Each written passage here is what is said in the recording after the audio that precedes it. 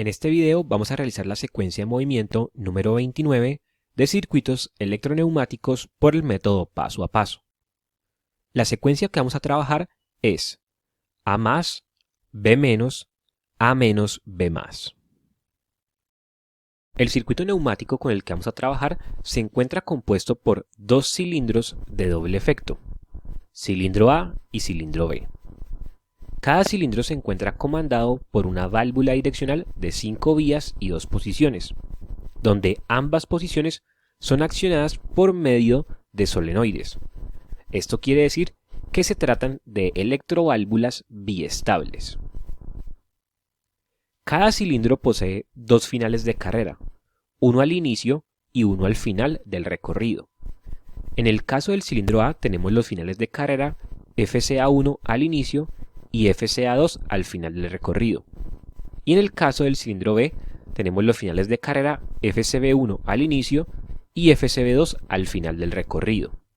Si nos fijamos en la posición inicial de la válvula direccional del cilindro A, podemos ver que en esta posición inicial el puerto 1 se encuentra conectado con el puerto 2 y el puerto 4 se encuentra conectado con el escape 5. Esto quiere decir que el aire presurizado vendría por esta línea, pasaría del puerto 1 al puerto 2 para llenar la cámara derecha del cilindro A, lo que quiere decir que al inicio el cilindro A se va a encontrar totalmente retraído. Por otro lado, si nos fijamos en la válvula direccional del cilindro B, podemos ver que en la posición inicial el puerto 1 se encuentra conectado con el puerto 4 y el puerto 2 se encuentra conectado con el escape 3. Entonces el aire presurizado vendría por esta línea, pasaría del puerto 1 al puerto 4 para llenar la cámara izquierda del cilindro B, lo que quiere decir que al inicio el cilindro B estaría totalmente extendido.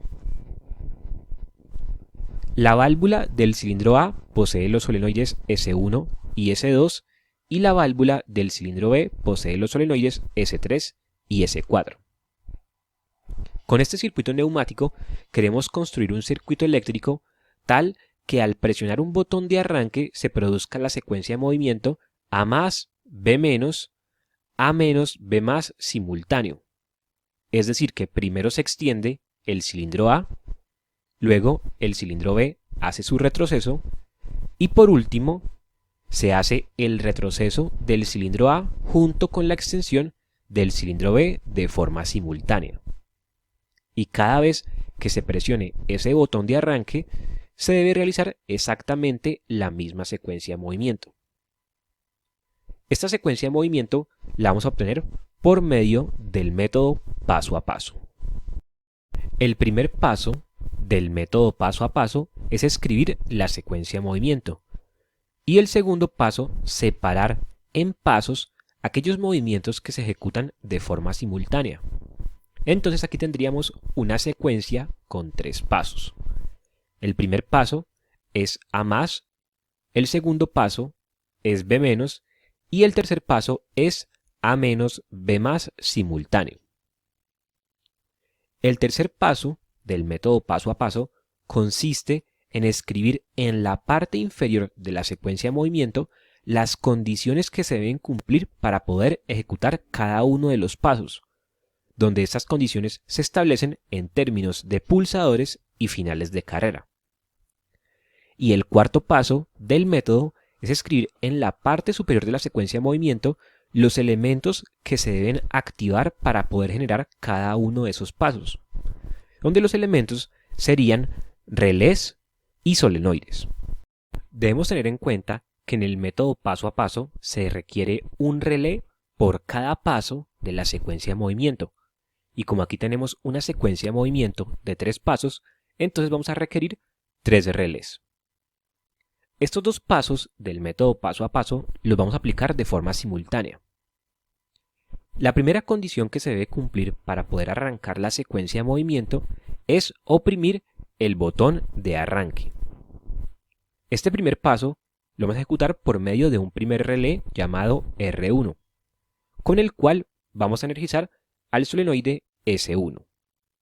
Con este solenoide S1 se conmuta esta posición de la válvula direccional, en la cual el aire puede pasar del puerto 1 hacia el puerto 4 para llenar la cámara izquierda del cilindro A, mientras que la cámara derecha es descargada a la atmósfera en conexión del puerto 2 con el escape 3. De esta manera tendríamos la extensión del cilindro A. Para poder pasar al siguiente paso se debe cumplir una condición, y es que el cilindro A haya quedado totalmente extendido, es decir, que haya tocado al final de carrera FCA2. Este segundo paso lo vamos a ejecutar por medio de un segundo relé R2, con el cual vamos a energizar al solenoide S3, que se encarga de conmutar esta posición de la válvula direccional, en la cual el aire puede pasar del puerto 1 hacia el puerto 2 para llenar la cámara derecha del cilindro B, mientras que la cámara izquierda es descargada a la atmósfera en conexión del puerto 4 con el escape 5. De esta manera tendríamos el retroceso del cilindro B. Para poder pasar al tercer paso de la secuencia, se debe cumplir una condición, y es que el cilindro B haya quedado totalmente retraído, es decir, que haya tocado al final de carrera FCB1. En este tercer paso tenemos dos movimientos, A- y B+.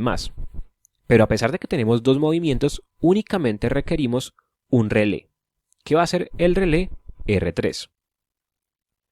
Con el relé R3 vamos a energizar dos solenoides, los solenoides encargados de producir A- y B+, que serían S2 y S4. S2 se encarga de conmutar esta posición de la válvula direccional, en la cual el aire puede pasar del puerto 1 hacia el puerto 2 para llenar la cámara derecha del cilindro A, mientras que la cámara izquierda es descargada a la atmósfera en conexión del puerto 4 con el escape 5. Y S4 se encarga de conmutar esta posición de la válvula direccional, en la cual el aire puede pasar del puerto 1 hacia el puerto 4 para llenar la cámara izquierda del cilindro B, mientras que la cámara derecha es descargada a la atmósfera en conexión del puerto 2 con el escape 3. De esta forma se tendría de manera simultánea el retroceso del cilindro A y la extensión del cilindro B. Para poder terminar la secuencia de movimiento se deben cumplir dos condiciones. La primera condición es que el cilindro A haya quedado totalmente retraído, es decir, que haya tocado al final de carrera FCA1. Y la segunda condición es que el cilindro B haya quedado totalmente extendido, es decir, que haya tocado al final de carrera FCB2. Ya que tenemos esto, a continuación vamos a pasar a FluidSim Neumática para realizar la construcción del circuito electroneumático. Aquí ya estamos en FluidSim Neumática, y aquí ya tengo construido el circuito neumático con el que vamos a estar trabajando. Tenemos los dos cilindros de doble efecto, cilindro A y cilindro B, cada uno con sus dos finales de carrera, uno al inicio y uno al final del recorrido, y cada cilindro comandado por una válvula direccional de 5 vías, 2 posiciones con accionamiento por medio de solenoides. Podemos ver que en la posición inicial de la válvula del cilindro A, el aire pasa del puerto 1 hacia el puerto 2, llenando la cámara derecha del cilindro, lo que va a permitir que al inicio el cilindro A se encuentre totalmente retraído.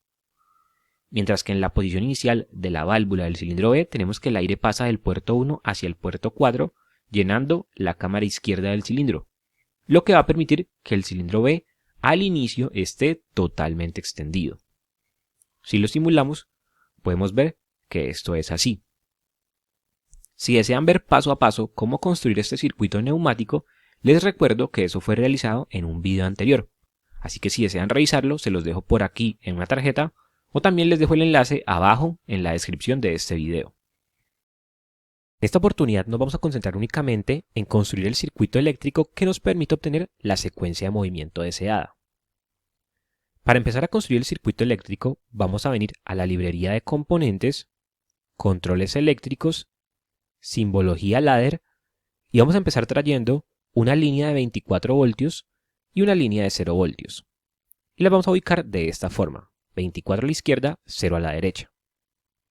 Luego vamos a construir la estructura general del método paso a paso, para lo cual vamos a traer dos contactos normalmente abiertos, luego un contacto normalmente cerrado, luego la bobina de un relé, y estos cuatro elementos los conectamos en serie.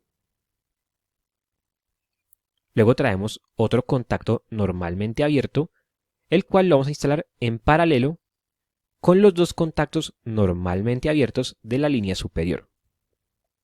Luego traemos otro contacto normalmente abierto y por último el solenoide de una válvula. Aquí tendríamos la estructura general del método paso a paso, pero este método nos dice que se requiere una estructura general por cada paso de la secuencia de movimiento. Y como aquí tenemos una secuencia con 3 pasos, entonces vamos a requerir 3 estructuras generales. Entonces vamos a copiar esta estructura y la vamos a pegar 2 veces adicionales. Esas estructuras las vamos a interconectar entre sí, de modo que todas queden conectadas a la línea de 24 voltios y que todas queden conectadas a la línea de 0 voltios. Ahora vamos a empezar a nombrar los diferentes componentes, empezando por las bobinas de los relés. Estas bobinas las nombramos en orden. Entonces, esta sería la bobina del relé R1, esta sería la bobina del relé R2 y esta sería la bobina del relé R3. Vamos a continuar con los contactos normalmente abiertos que encontramos en las líneas 2 y 3 de cada estructura general. Estos dos contactos normalmente abiertos corresponden al relé del paso actual. Entonces, como aquí estamos en el primer paso, que es con el relé R1, entonces estos dos contactos serían contactos normalmente abiertos de R1.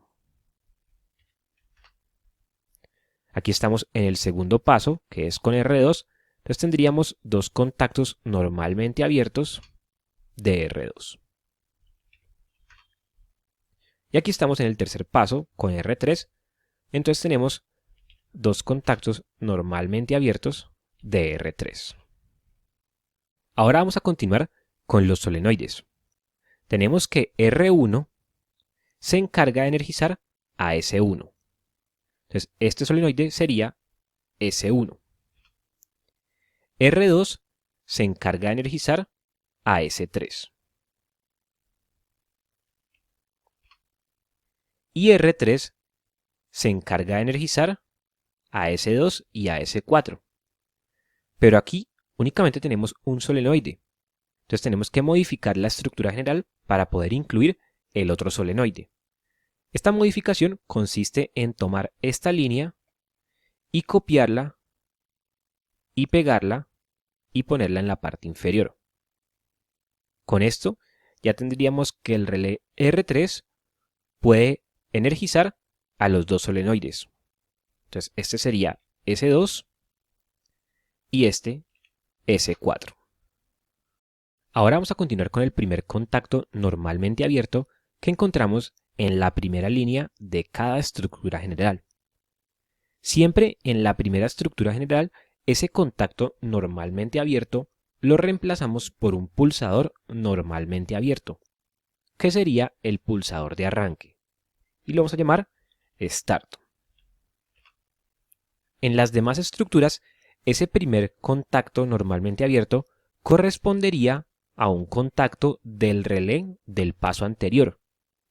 Como aquí estamos en el segundo paso, que es con R2, el relé anterior a R2 sería R1.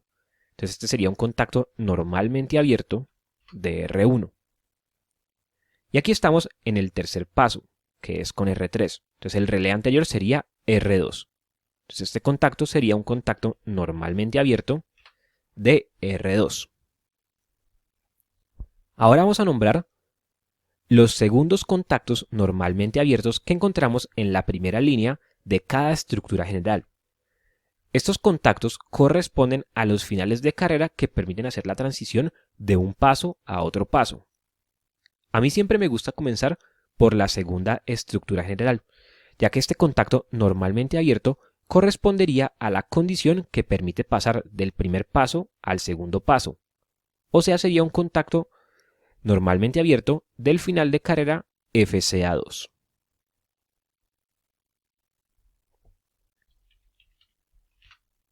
Continuamos con este, que sería la condición que permite pasar del paso 2 al paso 3, o sea, sería un contacto normalmente abierto de FCB1.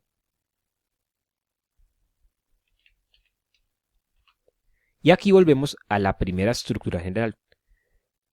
Este contacto sería la condición que permite finalizar la secuencia de movimiento. Pero aquí tenemos dos condiciones, FCA1 y FCB2. Y acá únicamente tenemos un contacto normalmente abierto. Entonces tenemos que modificar la estructura general para poder incluir el otro contacto del otro final de carrera. Esta modificación consiste en agregar otro contacto normalmente abierto a esa línea. Y ahora sí los podríamos nombrar FCA1 y FCB2.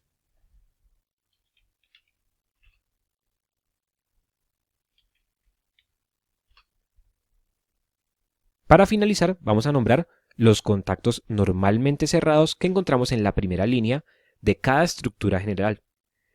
Estos contactos corresponden al relé del siguiente paso. Como aquí estamos en el primer paso, que es con el relé R1, el siguiente relé sería R2. Entonces este sería un contacto normalmente cerrado de R2. Este sería un contacto normalmente cerrado del siguiente relé, o sea, de R3. Y este sería un contacto normalmente cerrado del siguiente relé. Pero como no tenemos R4, entonces volvemos al primero. Sería un contacto normalmente cerrado de R1. Con esto ya tendríamos finalizada la secuencia de movimiento. Vamos a simularla.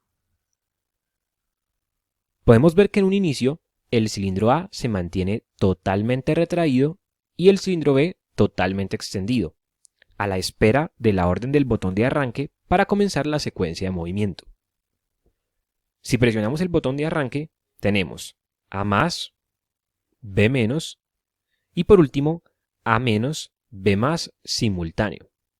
Y podemos ver que al finalizar la secuencia de movimiento, el cilindro A queda totalmente retraído y el cilindro B totalmente extendido, a la espera de una nueva orden del botón de arranque para ejecutar exactamente la misma secuencia de movimiento.